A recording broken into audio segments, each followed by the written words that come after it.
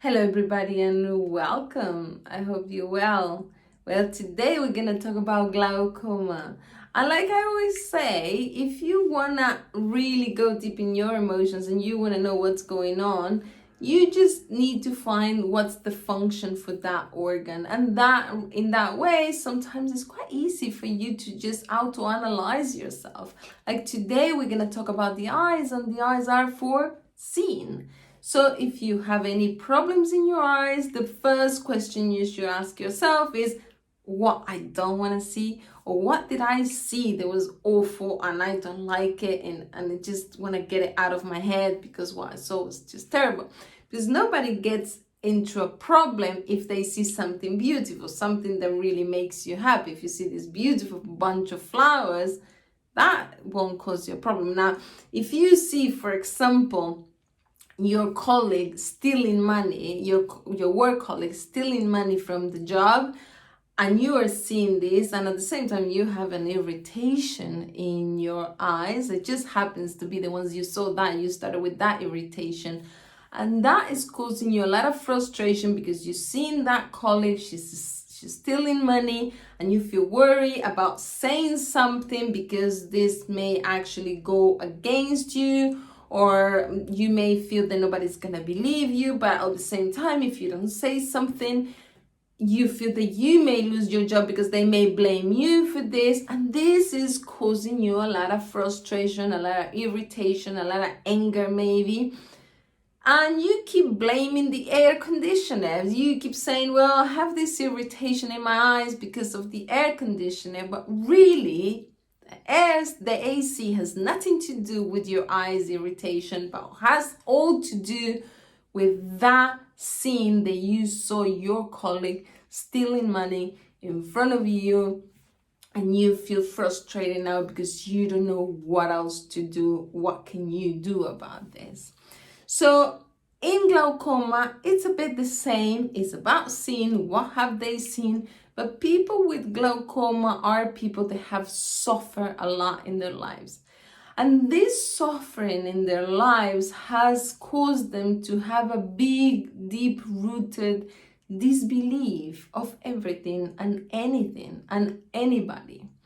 People with glaucoma have this very deep disbelief of everybody because they had suffered so much and they had carried with them a lot of emotional tension.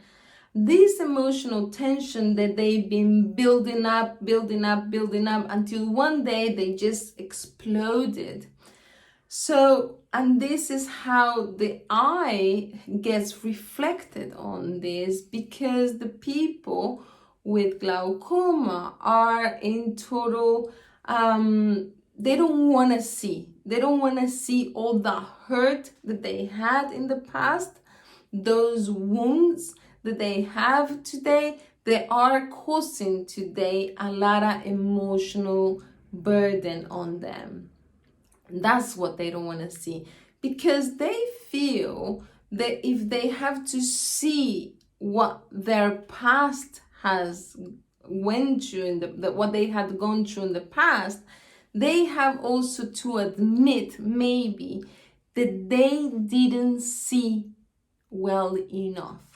And this is when the magnifier glass syndrome kind of starts, because they feel today they should see everything under a magnifier glass, because they feel that back then they didn't put attention to details. And that's where the disbelief starts also, because they feel that if they had put more attention on something, they will not have this problem today that they have. An example of this is when maybe somebody didn't put attention of the small letters in a contract. And because they didn't put attention to that, now they are in a deep problem, because maybe after that they lost the house, or they lost their job, or something happened because they didn't look at the small letters in that contract. Now, this doesn't apply only for contracts, but it applies to everything that they felt that because they didn't look close enough. So now today they feel that they've been forced to see everything, anybody and anything under the sun under this big magnifying glass. Now also glaucoma happens to be to a lot of people also that are older, because these people feel that they don't have an exit for the life. They don't know where their life is gonna go, where they're gonna end up in their lives, and they just don't see. They don't see where the life, they don't see the exit. That's why the magnifying glass also starts. Now, people with glaucoma, many of the conflicts that come to them is because they feel they don't want to get older. That's one of them. But also those conflicts where they feel that they were close. They were really close to something, but they lost it. I was so close to this, but I lost it. Or I almost lost it. I was really close, but I almost lost it. So people with glaucoma live a lot in their life like that. I was so close, but I almost lost it. And that's where the magnifier also comes to, because they need to see very well, because they didn't see well back then.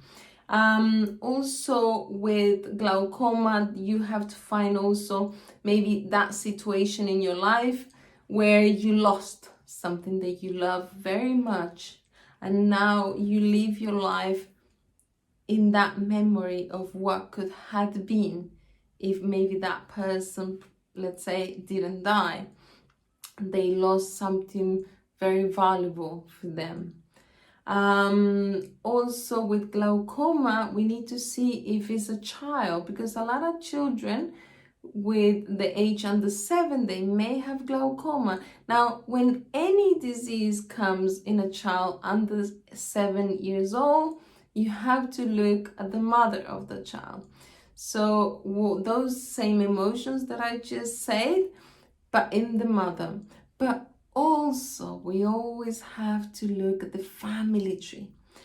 And we have to see, let's say, if that child is called, let's say, John, and your grandfather, so the mother's grandfather, the grandfather of the child or great-grandfather of the child is called also John. And John, that great-grandfather, was the one that, because didn't read that contract very well, he lost everything, or he was really close to lose it all.